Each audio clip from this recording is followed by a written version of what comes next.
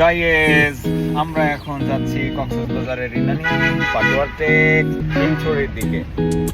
আমার সাথে আরো বেশ কয়েকটা গাইস আছে। এখানে আমরা দেখতে পাচ্ছি দুইটা ফিমেল গাইস, ওর পাশে আমরা দেখতে পাচ্ছি তিনটা মেল গাইস।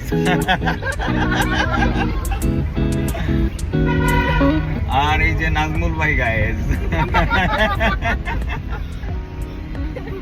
बस रासा लगती रे लग में समानी लगती है मिलिया ते लगती कमानी हुआ बुरा हानी तू आजा मेरे क्लोज मिलता ना मौका रोजा वान चुमा बेबी मुझे दे लव डोज तू आते हैं और आप भी पूछेंगे कि अब कितने पैसे कमाते हैं और जितनी आपकी बेटी एक महीने में उड़ाती है एक हफ्ते में मेरी गड्डी का तेल खाती है। ये घर है पैसा है ये गाड़ी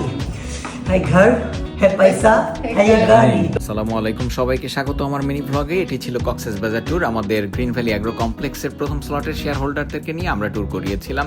এটি ছিল তাদের সাথে আমাদের গেট টুগেদার এবং চুক্তি হস্তান্তর অনুষ্ঠান। খুলনা থেকে গ্রিন লাইন পরিবহনের একটি বাসে করে আমি ঢাকাতে চলে যাই। এটি ছিল সাম্পান হাইওয়ে রেস্টুরেন্টে ব্রেক। সকলকে স্লিপার বাসে উঠিয়ে দিয়ে আমি চয়ন ভাই এবং আলমগীর ভাইয়া কক্সবাজারের উদ্দেশ্যে ঢাকা থেকে রওনা করি আমাদের ইনোভা গাড়িটাতে করে।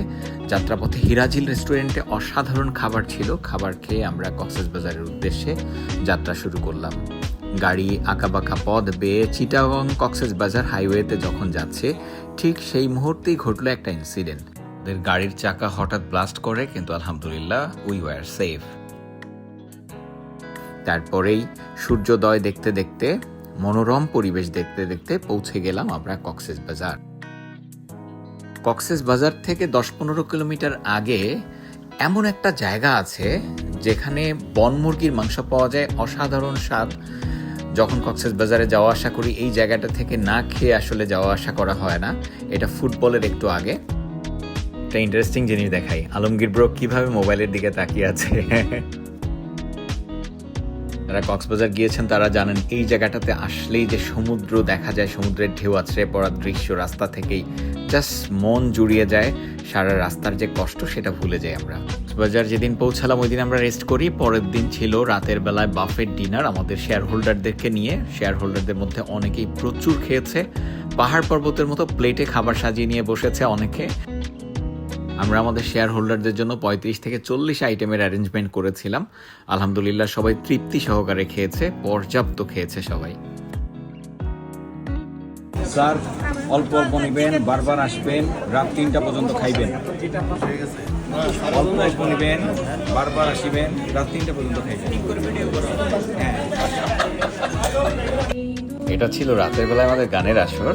ডেয়ার ছিল সবার গান গাইতে হবে, সে যতটুকুই পারুক না কেন, সবাই গান গেয়েছে।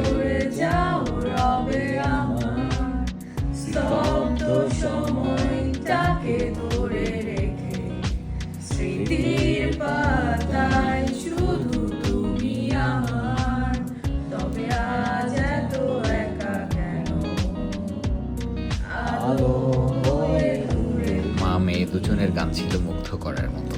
আলো আলো আমি কখনো চাঁদের আলো তুমি কখনো আমার হবে না। আলো আলো আমি কখনো খুঁজে পাবো না। জীবনে আমার শুধুমাত্র এই কামরানের মতো কনফিডেন্স দরকার, এটারই অভাব আছে আমার।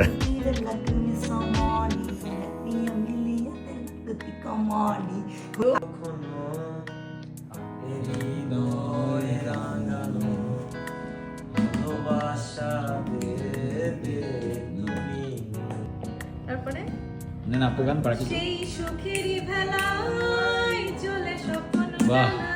আমি বয়স রং তুলিতে আঁকবো রূপকুমারীর দেশে তুমি ভুলে যেও না আমাকে আমি ভালোবাসি তোমাকে।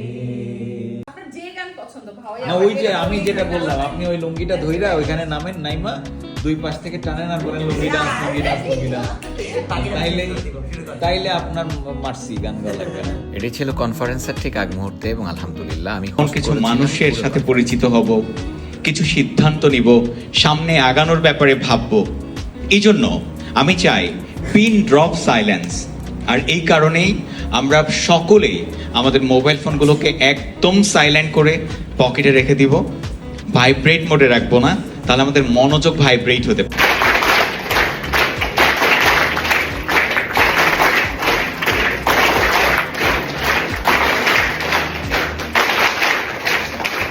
ওয়ার্ল্ড মিশন 21 এবং গ্রিন ভ্যালি অ্যাগ্রো কমপ্লেক্সের সম্মানিত এমডি মহোদয়কে আমরা যখন বরণ করে নিচ্ছিলাম মঞ্চে।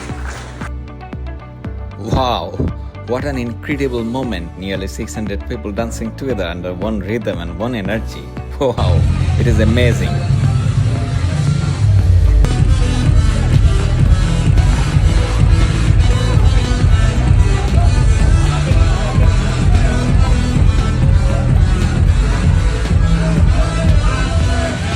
আমাকে এই ধরনের প্রোগ্রাম হোস্ট করতে দিলে 4 থেকে 5 ঘন্টা আমি সবাইকে মাতিয়ে রাখি, কাউকে বোর হতে দেই না।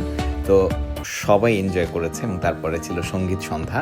সঙ্গীত সন্ধ্যা আমাদের শেয়ার হোল্ডাররা, তারপরে আমাদের যারা কোলাবোরেটর সবাই ছিল, সবাই অনেক এনজয় করেছে।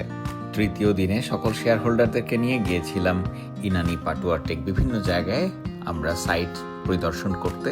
সেখানে লাল কাঁকড়া দেখেছি এবং এই যে পশ এরিয়াটা যেখানে কয়েকটা 5 স্টার আছে, যেমন বে ওয়াচ, তারপরে সি পার্ল যেটা রয়্যাল টিউলিপ ছিল আগে, ডেরা, তারপরে অ্যাঙ্কর রিসোর্ট, সবগুলোই অনেক সুন্দর।